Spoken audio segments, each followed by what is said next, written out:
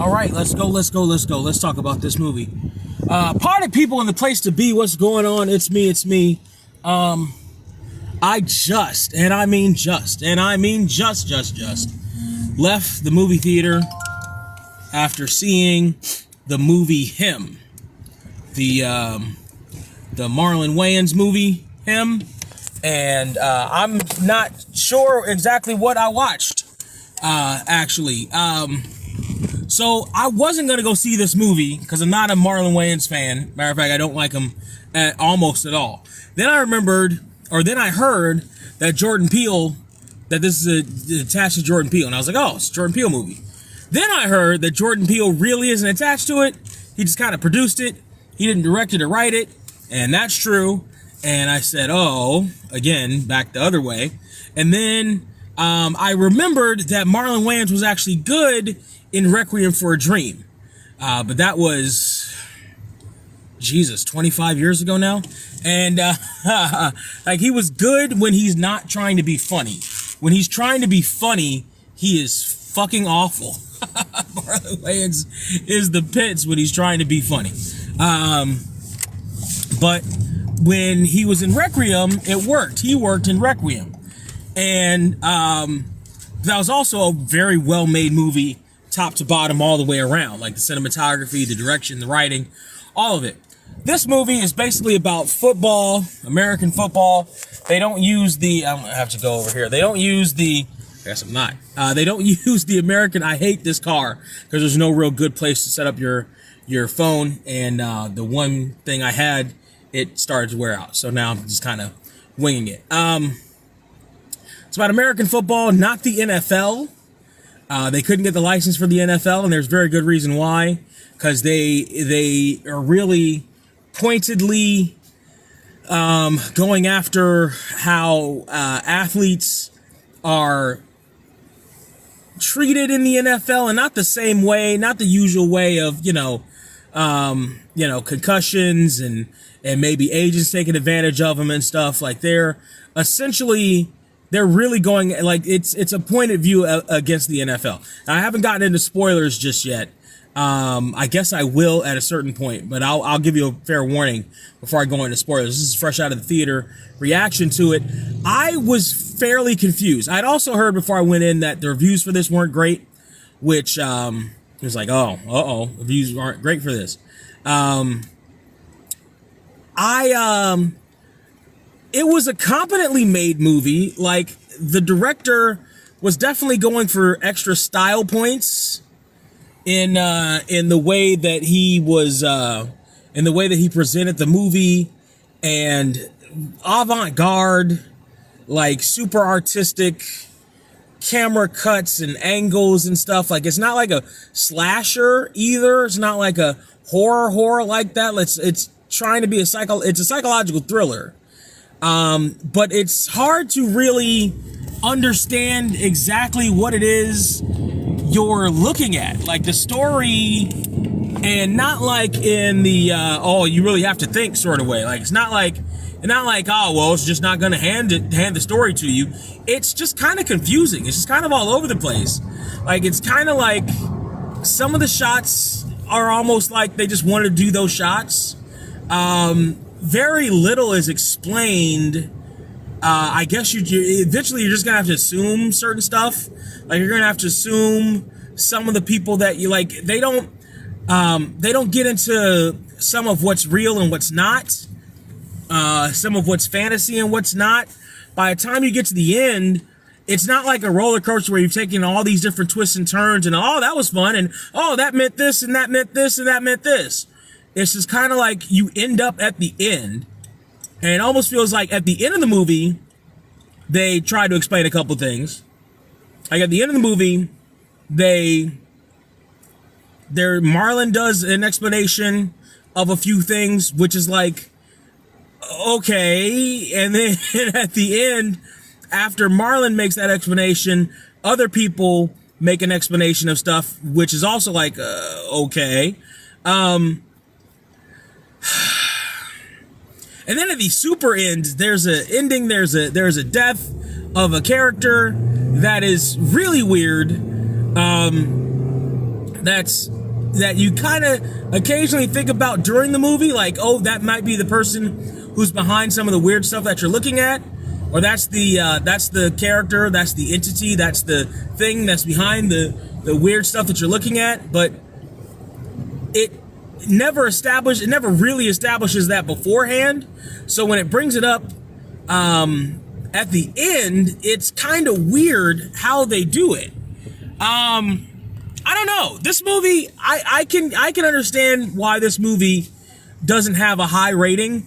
Not because of the competency, the direction, the skill of setting up the shots, and the shots that they made are skillful, artistic shots. They are very artistic. They are, some of them are very aesthetically interesting to look at. You're never bored at what you're looking at on this. From the visual aspect, it's not boring. It's never boring of what you're seeing. It's confusing sometimes, but it's never boring. So it's very competently made. The practical effects that they have, particularly at the end, I give credit to. I think the practical effects at the end especially are a lot better than the same type of practical effects that you would see in the new Toxic Avenger, for instance, the Peter Dinklage Toxic Avenger. I wish they had gone more in this direction in that movie than they ended up going. But I don't know, man. The character, like the main guy, who I guess is kind of supposed to be your hero of the movie, or at least the protagonist, the one you're supposed to follow along with, he's kind of hard to like follow along and or root for. Like, it's like they give his reasoning, his MO, essentially for his father, who he's doing a lot of this for his father and for his family, but it's, you know, it's how they do it is weird. How they try to justify it is weird. And yeah, how they try to justify it is weird. And the relationship between him and Marlon is an odd one. Like, at certain points, it's almost like they want him to be, I guess this isn't a spoiler, it's kind of in the trailer. They want Marlon to sort of be this kid's mentor, but the way they do it, the way they try to kind of set that up is all kinds of funky. And yeah, it's all kinds of funky. And this family is supposed to be doing it for, I guess they're trying to do a commentary on the types of football families that produce a player like him. But back to him specifically, he talks like a lot of Gen Z talks. You know, very monotone, very very monotone, very one note. You know, very you know, like his brother even calls their mom bruh. You know, that type of stuff.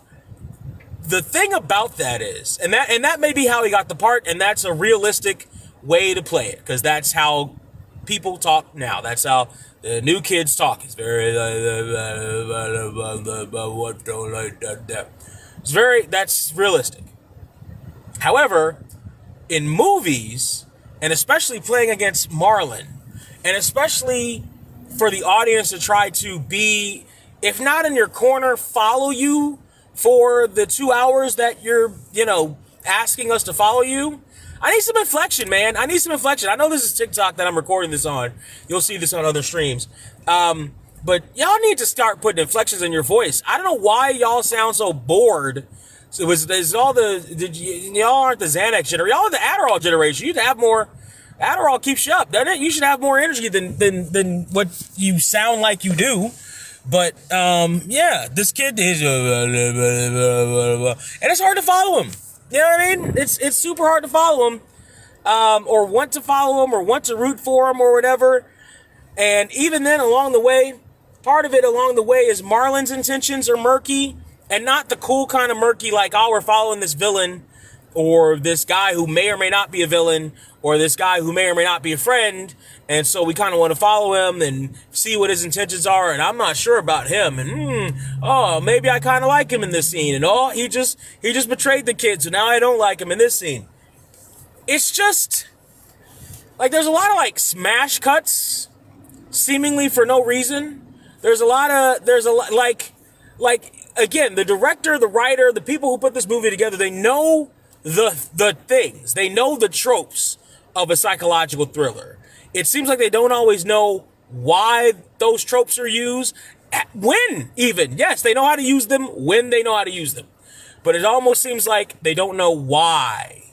That's another issue with entertainment today, is creators don't seem to understand the whys of why they're doing things. You know what I mean? Like, you can do things, like you can get a couple together and a meet cute and one bumps into the other or whatever, but do you know why? Do you know why that works? Do you know why, singing for a girl might get her to go out with you? Do you know why, criminal pulls out a gun at a heist? Do you know why? Do you know why, why we're doing this? I don't know that they necessarily understand the why. And that's a little funky here. Again, it's visually is very well done. It's just hard to, funny enough, this is harder for me to give a bad review to or a mediocre review to because of how good the visuals look, right? The visuals look very good. And Marlon, for the most part, isn't bad. I think he's back. He's not doing a whole lot of mugging for the camera. There is a couple of shots where he is kind of mugging for the camera, and it's like, oh yeah, that's bad Marlon that I hate from the Wayans brothers and that last stand-up bit he did. But there's also parts where it's not even parts. He's doing the best with the material he's given, and I don't think the material, particularly the writing, I don't think the writing is that good. And I don't think the structuring of where scenes go and why we're doing certain things in those scenes are that good. I don't think they are. I think this very much like London Calling, which I just reviewed, you can find on my channels, is not the star's fault, the main star in this case. And the London Calling, I think the whole cast was really good. The material they just got was not great. This one, Marlon in particular stands out. Jim Jeffries also stands out. Jim Jeffries is in this. He plays a physical therapist. He's good in this. But the rest, I know they're trying to do commentary on athletes and the lifestyles they lead, etc. And in this ultra stylistic world, not even realistic, ultra stylistic world where the impossible happens, you know what I mean? It's just the cohesiveness. There's a problem with the cohesiveness, I think. There's a problem with the cohesiveness. I'll go into spoilers, I guess. We'll do the spoiler warning right now. As per usual, I'm going to take a sip. And after I take a sip, we will dip into spoiler territory.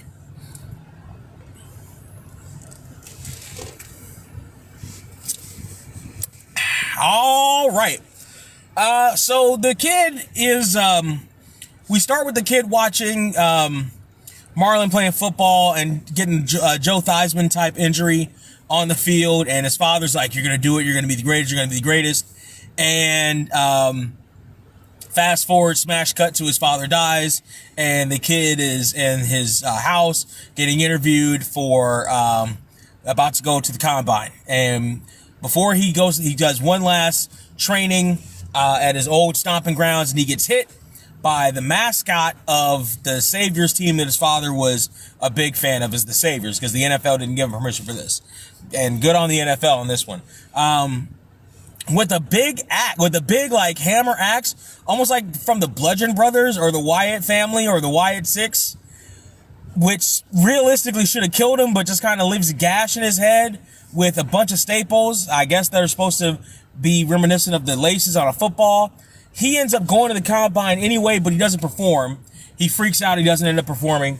He gets called specifically by Marlon to go train at his compound before to get the owner's approval, right?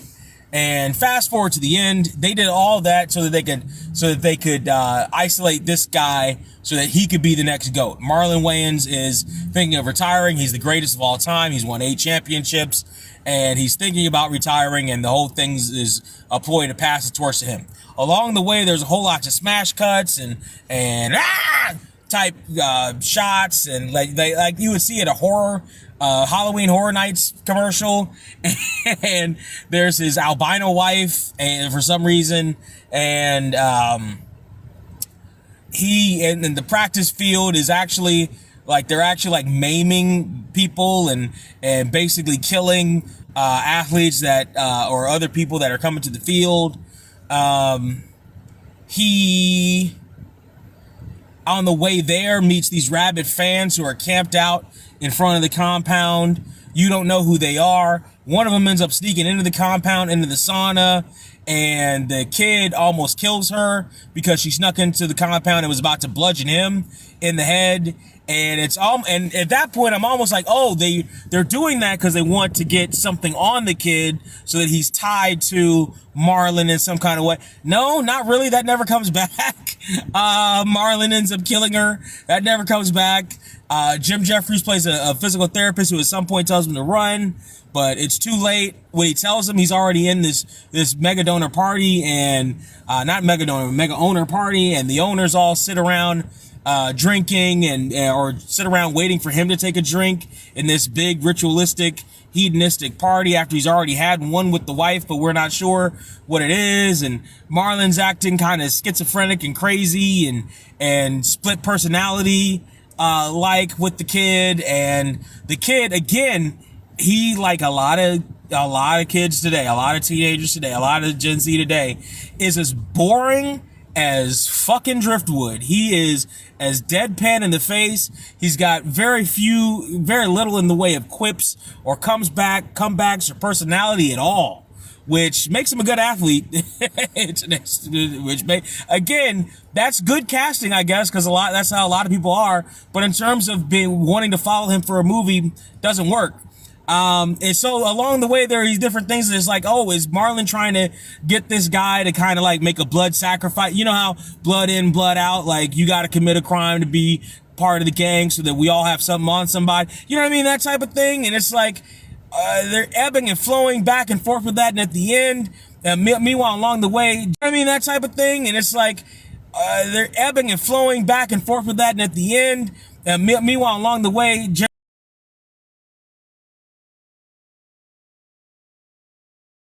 this chemical into the kid, which later find out is blood from the first GOAT, blood from the first greatest of all time.